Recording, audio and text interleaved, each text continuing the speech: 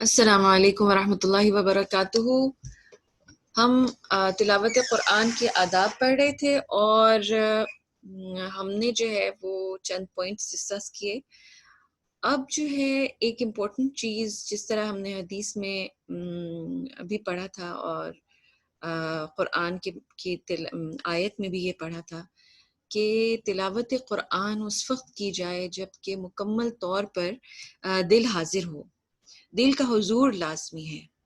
اور چونکہ اللہ سبحانہ وتعالیٰ نے یہ فرمایا ہے نا کہ کیا تم اس میں بے اعتنائی برتتے ہو، تو نبی صلی اللہ علیہ وسلم کی حدیث سے بھی ہمیں پتہ چلتا ہے کہ قرآن جو ہے وہ اس وقت تک پڑھو جب تک تمہارا دل اس میں لگا ہوا ہے۔ اگر تمہارا دل اس میں سے اٹھ رہا ہے تو اس وقت پھر قرآن کی تلاوت نہ کرو۔ دیکھیے کیونکہ یہ بہت ایک امپورٹنٹ رول ہے، یہ قرآن کے آداب میں سے ہے۔ آپ امیجن کیجئے کہ قرآن جو ہے وہ ایک انسان ہے، کیونکہ قبر میں یہ ایک انسان کے روپ میں آئے گا نا، اور اس کے علاوہ قیامت کے دن بھی یہ ایک انسان کے روپ میں نکلے گا نا، سامنے آئے گا، باہر آئے گا۔ اور جب ہم قبر سے اٹھیں گے تو یہ ایک انسانی شکل میں ہمارے سامنے موجود ہوگا۔ اللہ تعالیٰ ہمیں اس کا اچھی جو کمپنی ہے وہ دیں، لیکن مین چیز یہ ہے کہ قرآن پاک ایک انسان کی شکل میں چونکہ آئے گا، تو اس لیے آپ یہ ہمیشہ یاد رکھیے کہ قرآن جو ہے وہ آپ مثلاً جب آپ پڑھ رہے ہیں اور آپ اگنور کر رہے ہیں اس کو، آپ اس کو صحیح طریقے سے نہیں دیکھ رہے، آپ اس پہ غور نہیں کر رہے اور تنگ آ رہے ہیں، تو یہ چیز جو ہے وہ ایک بہت ہی ایک بہت بڑی ریپیکشن ہوگی اس کی۔ یہ بے ادبی جو ہے وہ انسان کے لیے ایک بہت خراب چیز میں رزلٹ کرے گی۔ تو اس لیے یاد رکھیے کہ قرآن جو ہے، کیونکہ دیکھیں خود سوچئے، آپ اپنے آپ کو کسی جگہ پلیس کریں کہ کوئی آپ کو پتہ چلے کہ آپ سے بات کرتے ہوئے کوئی بے اعتنائی برت رہا ہے، آپ سے تنگ آ رہا ہے، آپ کی شکل نہیں دیکھنا چاہ رہا، آپ سے بات نہیں کرنا چاہ رہا، تو آپ کو کیسی فیلنگ ہوگی؟ تو اس لیے یاد رکھیے کہ قرآن جو ہے اللہ کا کلام ہے، یہ کوئی عام کتاب نہیں ہے، ٹھیک ہے؟ تو اس کو جب آپ پکڑیں، جب آپ سیکھیں، جب آپ سمجھیں تو شوق کے ساتھ، دل کے حضور کے ساتھ، محبت کے ساتھ اس کو پکڑیے، محبت کے ساتھ اس کو پڑھیے اور اس کو سمجھ کے پڑھیے۔ ہم نے یہ پڑھا تھا کہ قرآن کو جب آپ شروع کرنے لگیں گے، جب آپ تلاوت شروع کرنے لگیں گے، تو پہلا ادب کیا ہے کہ آپ نے اللہ کی پناہ میں آنا ہے، اور وہ کلمات جو پڑھ کے آپ اللہ کی پناہ میں آ جاتے ہیں وہ ہیں اعوذ باللہ من الشیطان الرجیم۔ تو اب آپ میرے ساتھ پڑھیے، اعوذ، حمزہ ہے، پھر اعوذ، اعوذ، اعوذ باللہ من الشیطان الرجیم۔ جی ایک دفعہ اب میرے ساتھ آواز ملا کے پڑھیے، اعوذ باللہ من الشیطان الرجیم، اعوذ باللہ من الشیطان الرجیم۔ اب امیجن کیجئے کہ آپ اللہ کی پروٹیکشن میں آ گئے ہیں، آپ ایک محفوظ قلعے کے اندر آ گئے، آپ محفوظ حصار ہے۔ اور میں تو جب امیجن کرتی ہوں، جب یہ پڑھ رہی ہوتی ہوں تو امیجن کرتی ہوں جیسے ایک فورس فیلڈ، ایک شیلڈ جو ہے وہ میرے ارد گرد بن گئی ہے، اور اس کے اندر جو ہے وہ کوئی بھی ایول فورس پینیٹریٹ نہیں کر سکتی۔ تو اس کانشیسنس کے ساتھ، اس خیال کے ساتھ اس کو دوبارہ سے پڑھیے، اعوذ باللہ من الشیطان الرجیم۔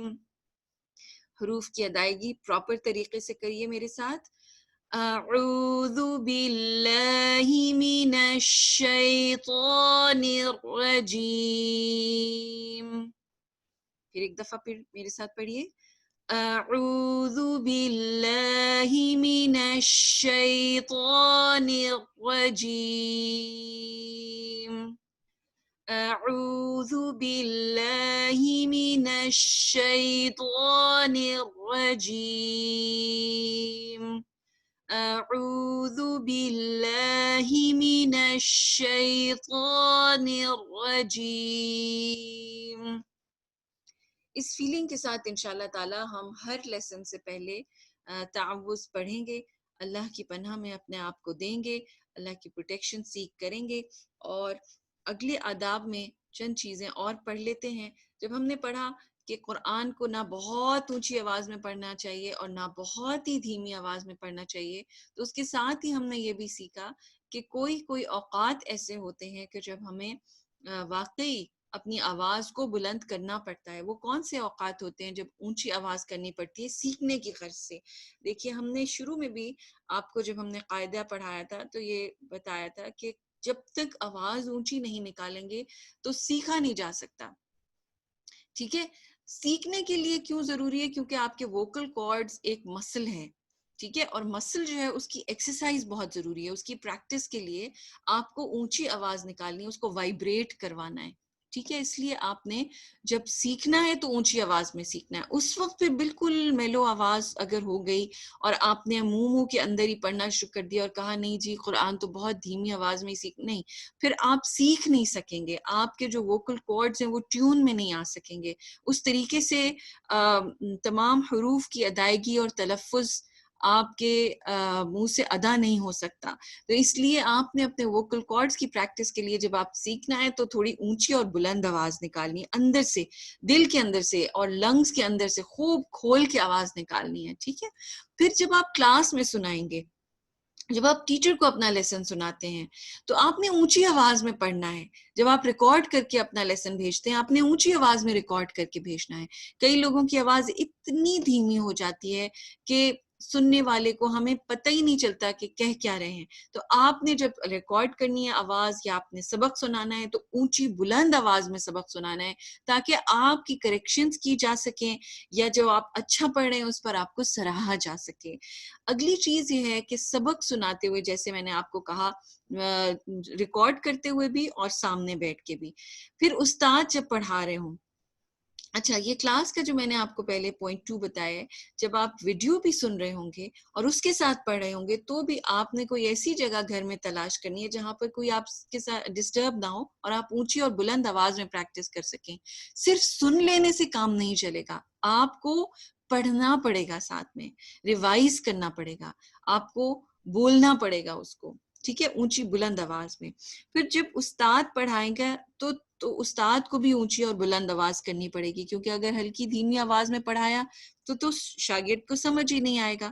اس کے علاوہ جہری نماز میں بھی جو بلند آواز میں نماز ہوتی ہے، جو فجر، مغرب اور عشاء کی نماز ہوتی ہے، اس میں بھی تلاوت اونچی آواز میں کی جاتی ہے۔ دھیمی آواز میں قرآن کب پڑھا جائے گا؟ مثلاً گاڑی میں ہے، آپ کہیں بس میں بیٹھے ہیں، ٹرین میں بیٹھے ہیں اور تلاوت کر رہے ہیں، تو اس میں یہ ہے کہ آپ اگر غیر محرم ہیں یا آپ کے ڈرائیور بیٹھے ہوئے ہیں اور آپ تلاوت کر رہے ہیں تو آپ بہت بلند آواز میں اونچا نہیں پڑھیں گے۔ پھر یہ کہ پڑوسی نہ تنگ آنا شروع ہو جائیں، ٹھیک ہے؟ کئی لوگوں کے گھر بالکل جوائنٹ ہوتے ہیں، اب اتنی اونچی آواز میں اگر پڑھا جا رہا ہے اور ہر وقت تلاوت کی جا رہی ہے، کیونکہ دیکھیے تلاوت قرآن تو ہم اکثر زیادہ کرتے ہیں نا، تو لیسن کے لیے پڑھنا ایک بات ہے، لیکن تلاوت قرآن جو ہے وہ پھر یاد رکھنا چاہیے کہ اتنی اونچی بلند آواز میں نہیں ہو۔ پھر جب کوئی سو رہا ہو یا کوئی نماز پڑھ رہا ہو یا کوئی یکسوئی سے اپنا کوئی کام کر رہا ہے، کوئی سبق یاد کر رہا ہے، اسائنمنٹ بنا رہے ہیں، اور ان کے ساتھ بیٹھ کے اگر ہم بلند آواز میں اونچی آواز میں ریسائٹیشن شروع کر دیں، تلاوت شروع کر دیں، تو یہ بھی آداب کے خلاف ہو جاتا ہے، قرآن کے آداب کے خلاف ہے۔ اگر ہم ثواب کی نیت سے یا اپنے لیے تلاوت کر رہے ہیں، خود کو سنانے کے لیے، تو اس میں دھیمی آواز اور ہلکی آواز میں تلاوت کی جائے گی۔ یا پھر کوئی بیمار ہے، خاموشی چاہتا ہے، تو پھر دھیمی آواز میں تلاوت کی جائے گی۔ چند ایک اور آداب جو ہیں تلاوت قرآن کے وہ یہ ہیں کہ قرآن مجید کو، مصحف کو زمین پر نہیں رکھا جائے گا، ٹھیک ہے؟ اس کو پاؤں کے لیول سے نیچے نہیں رکھا جائے گا۔ یہ نہیں ہے کہ آپ خود کرسی پہ بیٹھ گئے اور قرآن کو نیچے رکھا ہوا ہے، نہیں، یہ آداب کے خلاف ہے۔ اور آپ یاد رکھیے کہ قرآن اس شخص کے دل میں نہیں اترتا کہ جو اس کا ادب نہیں کرتا، ٹھیک ہے. اگر آپ دل میں اتارنا چاہ رہے ہیں، قرآن کی تلاوت سیکھنا چاہ رہے ہیں، تو پھر اس کے آداب کو ملحوظ خاطر رکھنا پڑے گا. ٹھیک ہے. پھر اس کے علاوہ ناپاکی کی حالت میں قرآن مجید کے الفاظ کو ٹچ نہیں کیا جائے. ویسے تو کوشش کیجئے کہ جب تلاوت کر رہے ہیں آپ تو وضو سے بیٹھیں، لیکن اگر کوئی ایسی سچویشن ہے کہ وضو نہیں کر سکتے اور مجبوری کا عالم ہے یا ناپاکی کی سچویشن ہے، اس میں جب کہ حیض ہے اور انسان شاور لے ہی نہیں سکتا، پاک ہو ہی نہیں سکتا، تو اس کے اندر کیا کیا جائے گا؟ اس میں پیج کو کسی آڑ کے ساتھ یا دوپٹے سے یا کسی گلو کے ساتھ پکڑ لیا جائے، اور ٹیکسٹ جو ہے اس کو انگلی سے ٹچ نہیں کیا جائے گا. ٹھیک ہے. کیونکہ قرآن مجید کے جو الفاظ ہیں وہ اصل میں قرآن ہیں. ٹھیک ہے. تو اس کو ٹچ نہیں کیا جائے گا. پھر قرآن مجید پر کوئی اور کتاب یا چیز نہ رکھی جائے. میں اکثر دیکھتی ہوں اور میرا دل کٹ جاتا ہے، بہت تکلیف ہوتی ہے دیکھ کے کہ قرآن پاک کے اوپر موبائل رکھ دیا جاتا ہے یا پھر اس کو نیچے رکھ کے بکس اوپر رکھ دی جاتی ہیں. یہ شدید ترین بے ادبی ہے قرآن کی، یہ آداب کے خلاف ہے. قرآن جو ہے اس پر ٹیک نہیں لگائی جاتی، اس پر کوہنی نہیں رکھی جاتی، اس پر کوئی اور چیز نہیں رکھی جاتی. یاد رکھیے قرآن کو ہمیشہ اوپر رکھا جائے. اس کے اوپر جو ہے وہ نہ پین رکھا جائے، نہ مارکر رکھا جائے، نہ ہی اس کے اوپر کوئی آپ ایون بند کر کے جو ہے وہ آپ اس کے اوپر مزید کوئی اور کتب نہیں رکھ سکتے. ٹھیک ہے. پھر قرآن مجید پر ٹیک جو جیسے میں نے آپ کو بتایا، اس کو کھلا چھوڑ کر ایسے نہیں چھوڑیں گے کہ اس کے صفحے پلٹتے جائیں.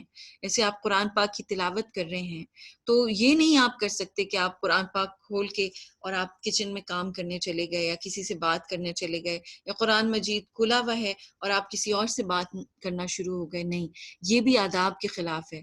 قرآن مجید کو آپ پہلے کلوز کیجئے، اس کے صفوں کو پراپر طریقے سے بند کیجئے، اور پھر آپ اپنا کوئی اور کام کر سکتے ہیں. کسی سے بات کرنی ہے، کسی کا فون آ گیا ہے، تو آپ بیچ میں قرآن کو ایسے کھلا نہیں چھوڑیں گے. ٹھیک ہے. کئی لوگ یہ کرتے ہیں کہ قرآن مجید پڑھتے پڑھتے ان کو الٹ کے چلے جاتے ہیں، الٹا کر کے رکھ کے چلے جاتے ہیں کہ وہ صفحہ نہ چھٹ جائے. نہیں، آپ اپنی نشانی رکھیے، اس نشانی کو آپ اس صفحے پہ رکھیے اور پھر صفحہ پر بند کر کے جائیں گے.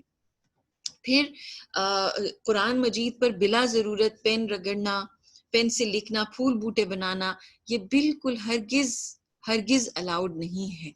ہاں، اگر آپ تفسیر کے ساتھ کوئی فگر بنا رہے ہیں ایسی چیز کہ جیسے کھجور کا درخت کہیں بنانا پڑ رہا ہے یا کوئی اور شہد کی مکھی جس سے کوئی چیز سمجھانی مطلوب ہے، وہ تو بنائی جا سکتی ہے. لیکن بغیر وجہ کے پھول بوٹے بنانا، لکیریں کھینچنا جیسے کئی لوگوں کی عادت ہوتی، یہ انتہائی آداب کے خلاف ہے. پھر اس کے صفحے تیزی سے اور بے احتیاطی سے پلٹنا یہ بھی غلط بات ہے کہ صفحے پھٹ جائیں، یہ بھی بالکل نہیں کرنا چاہیے. تو امید ہے کہ تلاوت قرآن کے جو یہ آداب ہیں، قرآن پاک کا جب مصحف کھولیں گے ہم تو ان آداب کو، ان کا خیال رکھیں گے انشاءاللہ، اور آگے جو ہے جب ہماری کلاس ہوگی تو ان تمام آداب کو ہم ذہن میں رکھیں گے. جزاک اللہ خیرن کثیرہ. ہماری آج کی جو پہلی کلاس ہے اس کا اختتام ہوا، اور قواعد کے ساتھ، رولز کے ساتھ اور تلاوت قرآن کے ساتھ ہم حاضر ہوں گے.